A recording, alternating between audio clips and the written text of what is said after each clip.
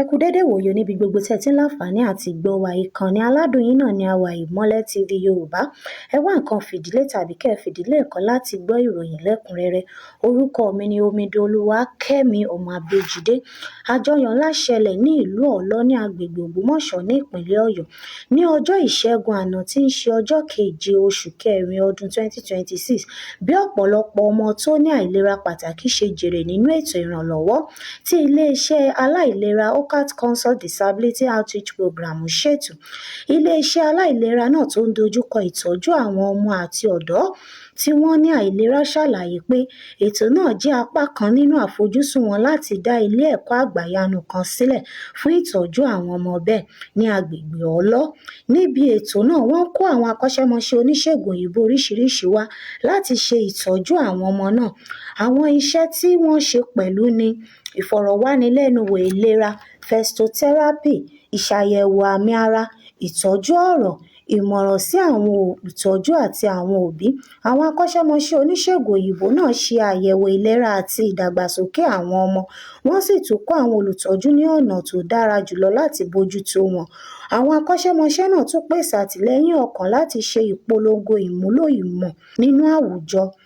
Ní ọ̀rọ̀ ìmísí, Rev. Dr. Taiwo Ìyàndá tọ́ka sí nínú ìwé Jòhánù orí 9 láti ẹsẹ̀ 1 títí dé ẹsẹ̀ 3 wípé ipò tí àwọn ọmọ wọ̀nyí wà kìí ṣe nítorí ẹ̀ṣẹ̀ wọn ṣùgbọ́n fún ìfihàn ògo Ọlọ́run. Ó ní Ọlọ́run ní ète pàtàkì fún gbogbo àwọn ọmọ wọ̀nyí. Ibi tí Ọlọ́run kó wọn lọ wọn yóò débẹ̀ lágbára Ọlọ́run. Ó tún gba àwọn òbí ní ìyànjú pé kí wọ́n má ṣe rẹ̀wẹ̀sì ṣùgbọ́n kí wọ́n ní ìgboyà àti inú dídùn nínú ipò tí wọ́n wà. Ọ̀pọ̀ àwọn òbí tí wọ́n kópa nínú ètò náà fi ìmọ̀lára ìdúpẹ́ hàn sí OCAT Consult. Lára wọn ni ìyáàfin Adéọlá Táíwò, níbi tí ó ti sọ̀rọ̀ wípé ọmọ rẹ̀ tí kò rìn rí ti bẹ̀rẹ̀ sí ní rí ìrànlọ́wọ́.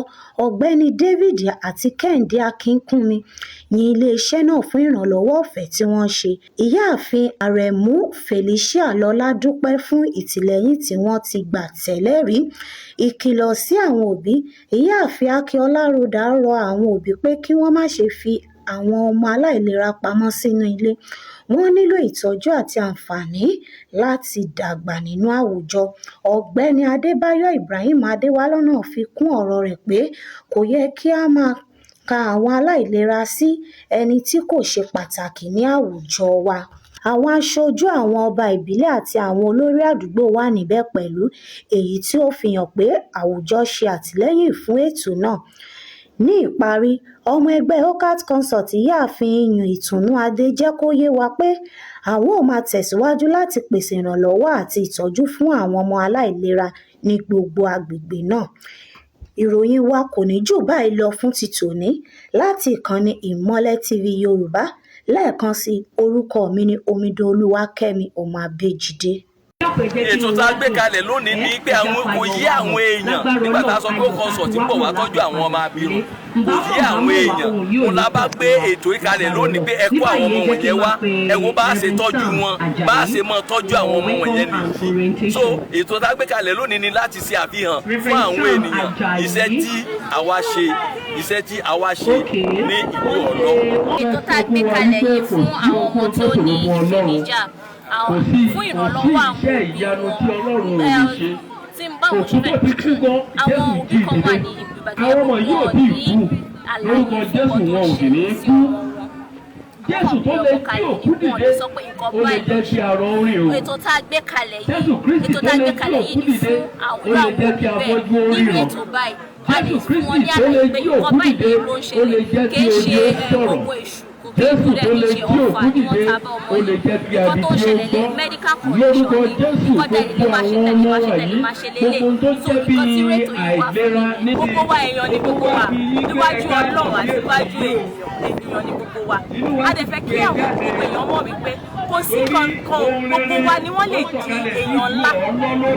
Nǹkan tó bá nǹkan tí each person kankan each of us nǹkan wa ó ní nǹkan tí a lè ṣe. A dẹ̀ fẹ́ kí gbogbo èèyàn mọ̀ pé bóyá ó lè sọ̀rọ̀ bóyá kò lè sọ̀rọ̀ bóyá ó lè ríran bóyá kò lè ríran bóyá ó lè